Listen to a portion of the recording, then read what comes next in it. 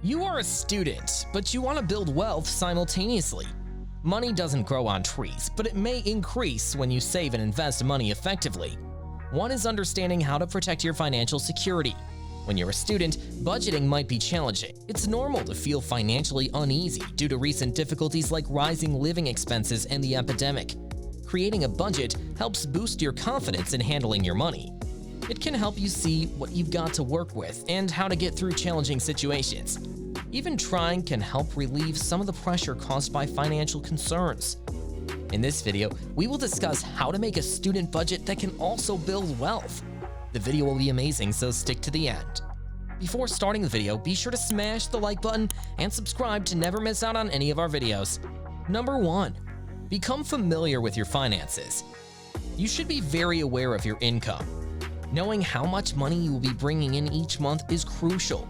This covers any scholarships, grants, stipends, or financial support from your family that you may receive as a student.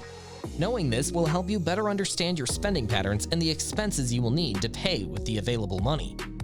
First, many students choose to either take up a part-time job while still in school or qualify for work study through their financial aid package. Your monthly income might be entirely or partially made up of the wages from these jobs. Your parents may also send you money to pay monthly expenditures if your family's financial status justifies it, allowing you to concentrate on your studies rather than working. You might only want to rely on your parents' income if they've promised you a specific monthly sum. And last, a lot of students depend on student loans to support their college living costs. Your school will generally give you the extra cash if you borrow more than is required for tuition and fees and use it to pay for living expenses. In this situation, you are likely only paid once per semester or annually, instead of receiving a check every month. Add up your entire income once you're aware of all your sources. You need to set aside that much money. Understanding the distinction between discretionary and non-discretionary expenditures is essential before you can effectively assess your spending patterns. Spending that you have control over and that mostly depends on your lifestyle is referred to as discretionary spending. For instance, your diet, the quantity of non-essential goods you buy, the brands you choose, and the types of grocery stores you visit affect how much you spend on groceries. Non-discretionary expenditures refer to purchases over which you have little or no discretion. Medication costs, debt repayments, and unexpected repairs are non-discretionary expenses. Understanding the many sorts of costs included in a budget is simpler after you have a basic understanding of discretionary spending. Going through your bank and credit statements from the previous month and categorizing the expenses might be helpful when getting started with your finances. Depending on your personal needs, these categories may be complex or straightforward. Discretionary and non-discretionary spending could be divided into two easy lists of the basic types. At the same time, more specific categories might include costs for apparel, entertainment, dining out, groceries, and housekeeping expenses. Number 2. Budget by calculating your monthly expenses. Add up all of your monthly expenses as the next step. Because of this, it's crucial to be comprehensive. These are more significant now as a college student than they were when you were in high school. First, total up all of your fixed costs, the amount that are the same every month. If you live off campus, these could include your phone bill, auto insurance, a parking permit, and rent and utilities. Then total up all of your variable costs. These will probably include food, petrol, dining out, entertainment, clothing, personal care products, and more. Your complete list of outgoings should be less than your monthly revenue.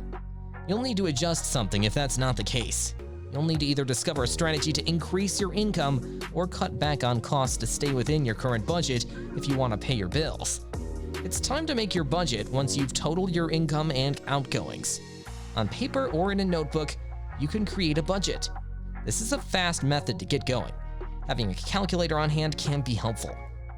If you want to save or update your budget, a spreadsheet program like Excel is brilliant because the calculator function allows the software to conduct the calculations for you. You may use many online resources to accomplish this, such as a spreadsheet or a budgeting app like Mint or You Need a Budget. A target budget is crucial since it is a monthly gauge of how closely you adhere to your spending objectives. Number 3. Follow through and adjust. Lastly, keep a record of your monthly expenditures and contrast them with the spending targets you set in your budget. The maintenance of a budget depends on this. Managing your variable expenses require more care than your savings and fixed costs. Review your spending at the end of the month to see where you could stick to the budget and where you weren't. Adjust. Although changing your spending patterns might be challenging, doing so can help you position yourself for long-term financial success. You could do this by changing your lifestyle to suit your budget better. Focus on minor changes to your spending patterns in the areas where you exceeded the budget in the prior period. Trial and error. Don't expect to find the ideal budget on your first try. Budgeting involves trial and error, so a plan that works well one month might not be practical the next. Try out new methods and be confident to change the statistics.